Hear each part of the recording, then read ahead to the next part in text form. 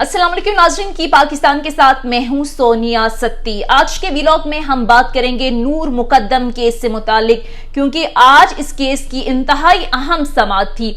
आप यूं कह लें कि 20 अक्टूबर जब से ये अफसोसनाक और दर्दनाक वाकया हुआ तब से लेकर आज तक जितनी भी समातें हुई उनमें ये सबसे अहम समात इसलिए मैं कह रही हूं कि क्योंकि आज जो दरिंदा था, जो मरकजी मुल्जिम था जाहिद जाफर, जिसने नूर का कत्ल किया, उसने पहली बार खुलकर अदालत में बात की। पहली बार उसने खुलकर बात की, भड़ास निकाली और जिस तरह की गुफ्तगू उसने की, जिस तरह की बात उसने अदालत में की, उसकी तमाम तर डिटेल्स मैं आपके सामने रखूंगी। लेकिन इससे पहले अगर आपने मेरा चैनल सब्सक्राइब नहीं किया तो प्लीज मेरे चैनल को जरूर सब्सक्राइब कीजिए। तो जनाब आगे बढ़ते हैं। जैसे मैंने कहा कि आज पहली बार जो दरिंदा था, जो कातिल था जाहिद जाफर, उसने अदालत से कहा कि मुझे बात करने का मौका दिया जाए और उसे बात करने का मौका दिया गया।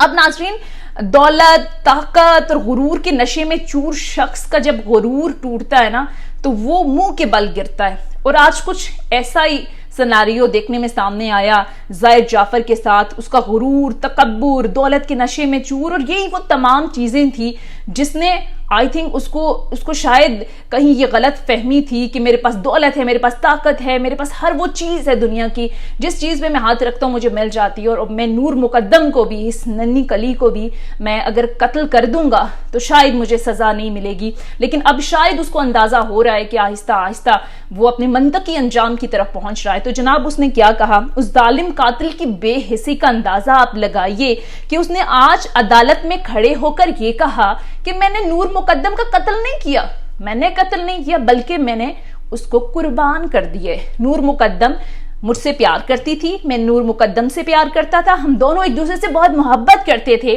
और नूर मुकद्दम मुझ पर कुर्बान होना चाहती थी, मैंने उसे कुर्बान कर दिया।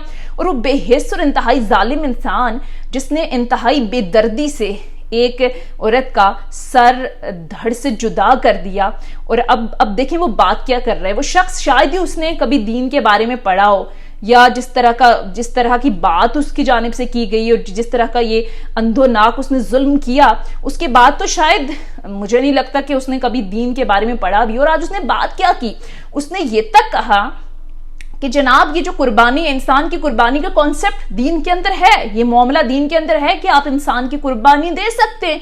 सो मैंने नूर मुकद्दम का कत्ल कर दिया, मैंने उसको अपने आप पर कुर्बान कर दी। और साथ में वो ये भी कह रहा था कि वो मुझ पर कुर्बान होना चाहती थी। अब जरा अंदाजा कीजिए, मैं तो वो 20 जुलाई जब ये अंधोनाक अफसोसनाक वाकया हुआ, मैं बहुत ज्यादा इस पर बात नहीं करती क्योंकि वो तमाम तर सिनेरियो जब कोई नूर का नाम लेता है तो मेरी नजरों के सामने आ जाते हैं कि वो क्या सोच रही होगी उस वक्त जब इस जालिम शख्स ने, एक तो कत्ल होता है ना, एक होता है दर्दनाक कत्ल, सर धड़ से जुदा कर देना, उससे पहले उसको ज्यादती करना, उसको कई दिन तक टॉर्चर करना। तो ये शख्स आज कह रहा है कि मैं नूर मुकद्दम से बहुत मोहब्बत करता था और नूर मुकद्दम मुझ पे कुर्बान होना चाहती थी। मामला यहां तक खत्म नहीं हुआ, बल्कि उसने आगे भी कहा क्योंकि हम दोनों एक दूसरे से मोहब्बत करते थे तो ये हमारा जाती मसला है। कम से कम उस जाहिल इंसान को ये तो अंदाजा होना चाहिए था कि अगर वो बिलफर्ज ये कह भी रहा है कि मैं नूर से मोहब्बत करता हूं, तो उसके वालिदैन जिन्होंने उसको एक छोटी सी बच्ची को पाला बड़ा किया, उन वालिदैन का हाल आप देखें क्या हो रहा होगा। और फिर बाकायदा तौर पर नूर के वालिद के सामने भी वो खड़ा हो गया और नूर के वालिद से भी उसने बात की। उसकी भी तमाम तर डिटेल्स में आपको बताऊंगी कि नूर मुकद्दम के जो वालिद हैं शौकत मुकद्दम, उनसे जाहिद जाफर ने क्या बात की। लेकिन इससे पहले मैं आपको बताऊं कि आज अदालत में और भी काफी बातें हुई। जाहिद जाफर जिसने आज खुलकर बात की, उसने ये भी कहा कि आज अदालत में उन्होंने अमजद, जिसके बारे में ज़ाहिर पहले व्लॉग्स में भी मैं आपको बता चुकी हूँ, अमजद की तरफ उसने इशारा किया और ये कहा कि ये वो शख्स है जो खिड़की तोड़कर अंदर दाखिल हुआ। फिर वो थेरेपी वर्क से कुछ लोग थे, CEO जो थे, उनकी तरफ इशारा करते हुए कहा कि ये लोग मेरे घर के अंदर खिड़की तोड़कर दाखिल हुए। मैंने इनको बहुत ज्यादा मना किया कि मेरे घर के अंदर ना आए, लेकिन इन्होंने खिड़की तोड़कर मेरी इजाजत के बगैर अंदर दाखिल हो गए, तो मैंने नूर मुकद्दम को कत्ल कर दिया। उसके बाद गन जिसे फायर हुए थे उसके हवाले से जो मरकजी मुल्जिम था उसने बात की कि ये मेरे वालिद साहब की जो है वो गन है और इस पर मेरे और नूर मुकद्दम, जाहिद जाफर मरकजी मुल्जिम और नूर मुकद्दम के फिंगरप्रिंट्स हैं। अब ये तमाम तर सूरत हाल हुई और उसके बाद सिनेरियो बदला और उस कातिल दरिंदे ने उस शख्स की तरफ इशारा किया जिसकी बेटी को उसने कुछ ही अरसा पहले बेदर्दी के साथ कत्ल कर दिया। आप जरा अंदाजा करें, आप इमेजिन करें कि वो वालिद क्या सोच रहा होगा। इस दुनिया में जितना मर्जी कोई आपसे मोहब्बत के दावे कर दे, जितना मर्जी कहे कि मैं आपकी मतलब जो मर्जी कह दे, लेकिन हर मोहब्बत के आगे वालिदैन की मोहब्बत जो है वो उसका कोई नेमल बदल नहीं है। सबकी मोहब्बतें फीकी पड़ जाती हैं पेरेंट्स की मोहब्बत के आगे। तो उस वालिद के दिल और दिमाग पर क्या गुजर रही होगी जब वो अपने बेटी के बारे में वो सारा सिनेरियो इमेजिन करता होगा, सोचता होगा, और फिर जिस हालत में उसने अपनी बेटी को देखा। तो जनाब नूर मुकद्दम का कातिल नूर मुकद्दम के वालिद शौकत मुकद्दम के सामने आ जाता है और बड़ा कॉन्फिडेंटली उनसे कहता है कि मैं आपकी बेटी से बहुत ज्यादा प्यार करता था, मोहब्बत करता था।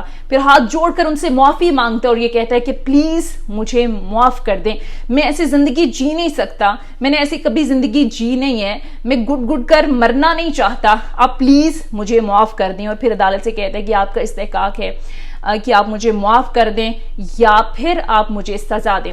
अब बेशर्मी का आलम देखें, बेहिसी का आलम देखें कि जब सारे दरवाजे बंद हो गए, हर तरह के जो ट्रिक्स थे वो इस्तेमाल किए उसके पेरेंट्स ने, फिर जाहिर जाफर ने खुद हर तरह के हरबे इस्तेमाल कर दिए। अब जब जाहिर जाफर को पता चल गया है कि उसने किसी सूरत बचना नहीं है, उसने जो जुल्म किया है, जो जुल्म की एक तारीख रकम की है, उसे बच तो वो सकता नहीं है। तो फिर उसने एक और ट्रिक आजमाने की कोशिश की और ये कहा कि नूर मुकद्दम को मैंने कत्ल नहीं किया, नूर मुकद्दम खुद कुर्बान हुई है।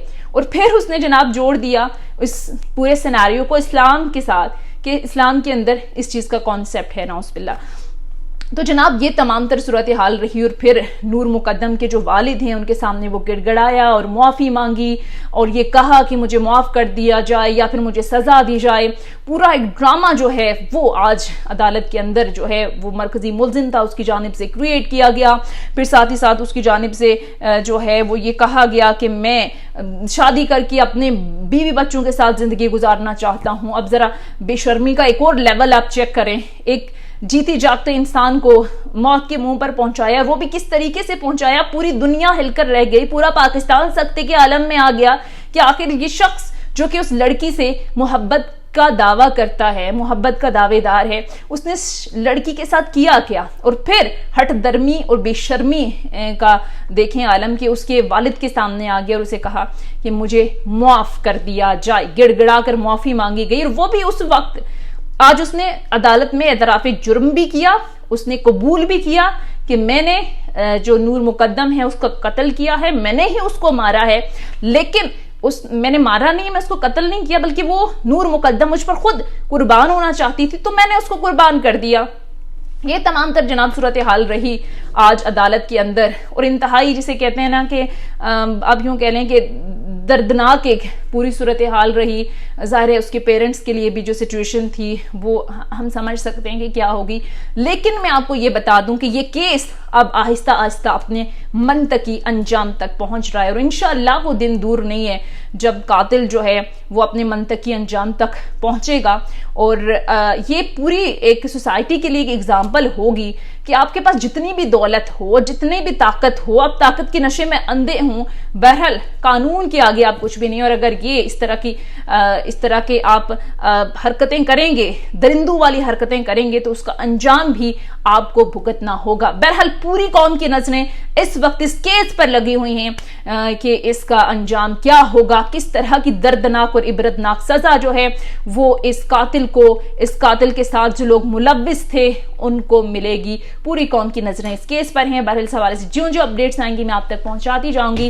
वीडियो देखने का बहुत शुक्रिया। चैनल अगर सब्सक्राइब नहीं किया तो प्लीज मेरे चैनल को जरूर सब्सक्राइब कीजिएगा। अगली वीडियो तक इजाजत दीजिए। Thank you so much.